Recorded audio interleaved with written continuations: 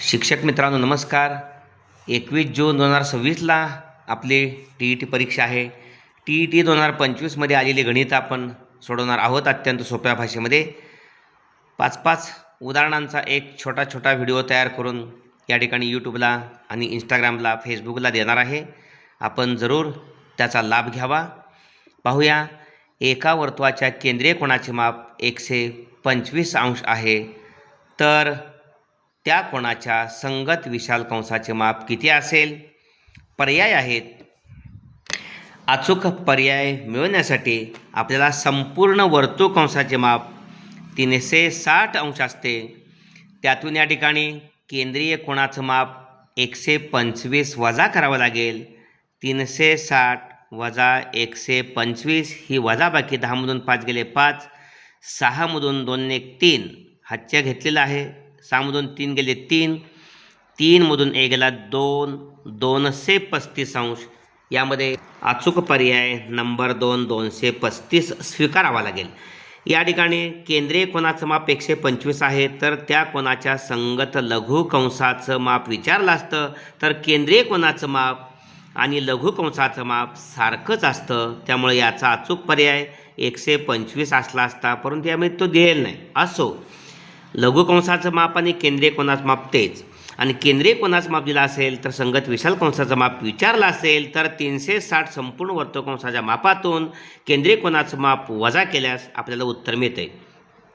किंवा या ठिकाणी विशाल कंसाचं माप काढायचं आहे, केंद्रीय कोनाचं माप त्याऐवजी लघु कंसाचं माप दिलं असेल, तर लघु कंसाचं माप आणि केंद्रीय कोनाचं माप समानच असल्यामुळं केंद्रीय कोनाच्या मापाच्या ऐवजी लघु कंसाच्या माप असा शब्द असेल, तर पद्धत हीच आहे. समजलं? विचारलेला प्रश्न पुढचा आहे. 3 ही पहिली त्रिकोणी संख्या असेल, तर क्रमागत 5व्या क्रमांकावर येणाऱ्या त्रिकोणी संख्येचा वर्ग किती? पहिली त्रिकोणी संख्या 1 आहे. दुसरी त्रिकोणी संख्या 1 + 2 = 3. त्यापुढची 3 + 3 = 6. पहिली 1 आहे, दुसरी 3 आहे, तिसरी 6 आहे. 6 + 4 = 10. 1 2 3 4 चौथी 10. 10मध्ये 5 मिळवले की 15 येते. ही 5वी त्रिकोणी संख्या आहे 15. आणि 5व्या इथं काय म्हटलेलं आहे? 3 ही पहिली त्रिकोणी संख्या असेल, तर क्रमागत 5व्या क्रमांकावर येणारी त्रिकोणी संख्या 15 आहे. 1 3 6 10 15. क्रमाने येणारी 5वी 15, आणि 15चा वर्ग 225 आहे. अचूक पर्याय नंबर 1. ओके. त्यानंतर 8 2 0 7 हे सर्व अंक वापरून तयार होणाऱ्या मोठ्यात मोठ्या 5 अंकी आणि लहानात लहान 5 अंकी संख्येतील फरक किती? आता मोठ्यात मोठी इथं एकदाच वापरा असं म्हटलेलं नाही. 5 अंकी संख्या मोठ्यात मोठी तयार करायची आहे आपल्याला. 8 2 0 7 हे 4 अंक आहेत. ओके. 5 अंकी तयार करताना आपल्याला 8 डबल घेतलं तर मोठ्यात मोठी संख्या तयार होणार आहे. त्यानंतर 7 आहे, त्यानंतर 2 आहे, त्यानंतर 0 आहे. म्हणजे 88,720 ही मोठ्यात मोठी 5 अंकी संख्या आहे.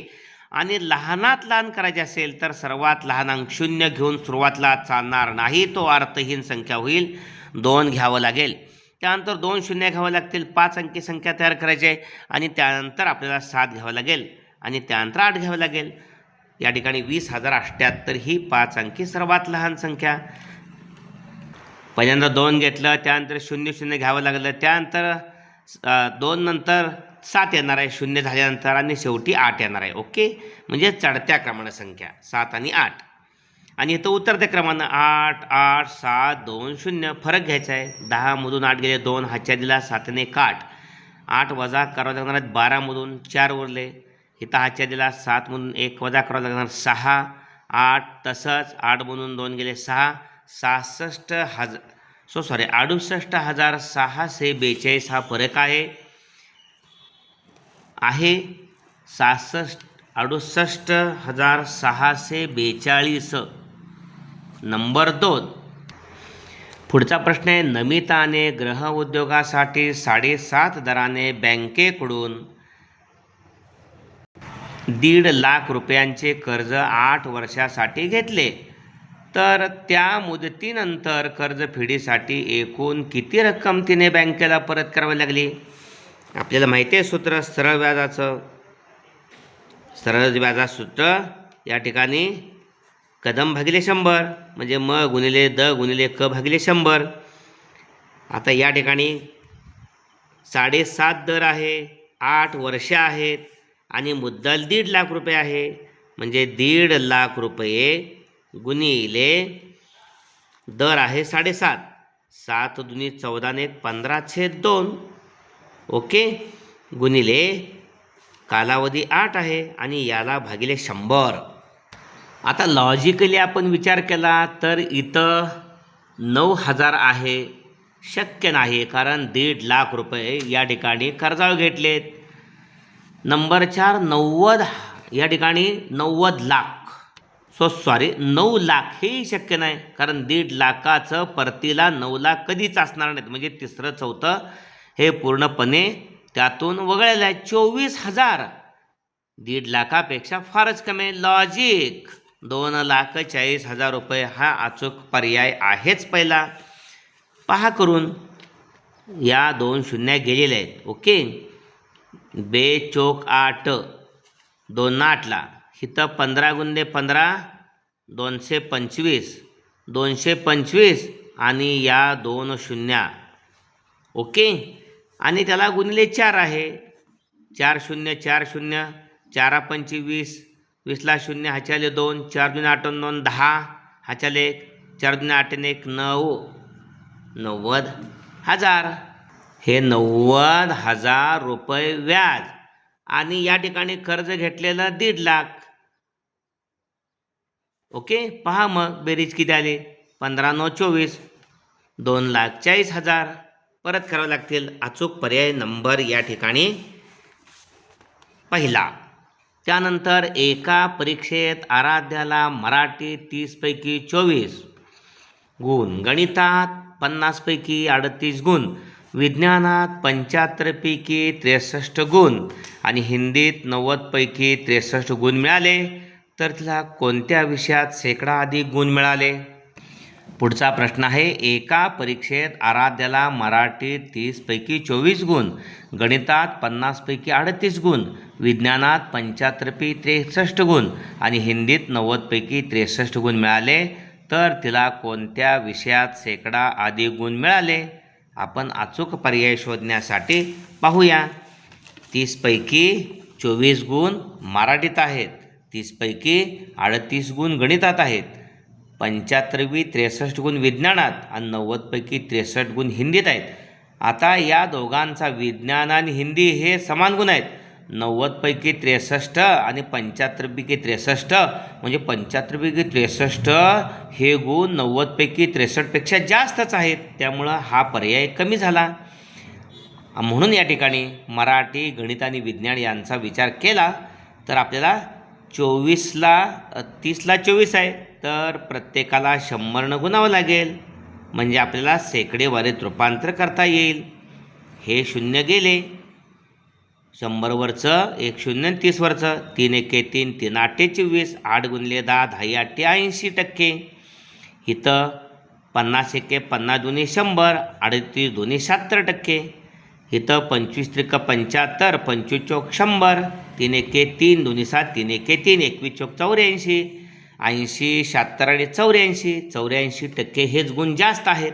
त्यामुळे विज्ञानात शेकडात जास्त गुण मिळालेले आहेत. आपल्याला अचूक पर्याय या ठिकाणी विज्ञान नंबर 4 ओके स्वीकारावं लागेल.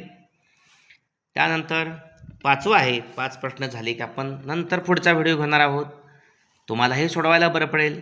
सोनालीने 50 डझन केळी ₹60 डझन भावाने खरेदी केली व 550 रुपये शेकडा या दराने विकल्यास किती रुपये नफा किंवा तोटा होईल पाहूया.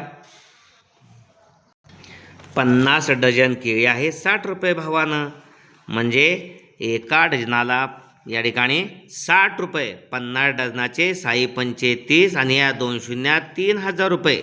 ओके, पुढं म्हटलेलं आहे 550 रुपये शेकडा या दराने. आता 550 रुपये शेकडा म्हणजे 100 केळ्यांना 550 रुपये. आपले 50 डझन आहेत. केळी पाहूया किती. 50 डझन म्हणजे 12 शून्य शून्य 12 पंचे 60, 600 केळी आहेत. ओके. या ठिकाणी 100 केळ्यांना 550 रुपये प्रमाणे विकलेत तर केळे आहे 600. ही 600 आहे ना. 100 केळ्याला 550 रुपये विकले. 600 केळ्यांचं किती विकून मिळालेत पैसे ते काढले पाहिजे. 100ची 600 6 पट आहेत. आपण 550ची पण 6 पट करायची. गुणिले 6 करायचं. 6 शून्य शून्य 6 पंचे 30 ला शून्य हाचे आले 3. 6 पंचे 30 आणि 3 33. 3300. या ठिकाणी 3000 रुपये खरेदी करताना विकताना 3300 मिळालं. म्हणजे जादा आपल्याला 3300तनं 3000 वजा केल्यानंतर 300 रुपये हा नफा झालेला आहे. ओके. म्हणजे अचूक पर्याय आपल्याला 300 रुपये नफा नंबर 2. अशा पद्धतीने हा व्हिडिओ जास्तीत जास्त शिक्षकांच्यापर्यंत जावा आणि उद्याची 21 जून 2026मधील गणिताचे प्रश्न सर्वच्या सर्व सोडवून आपल्याला चांगले गुण मिळावेत हीच अपेक्षा. धन्यवाद.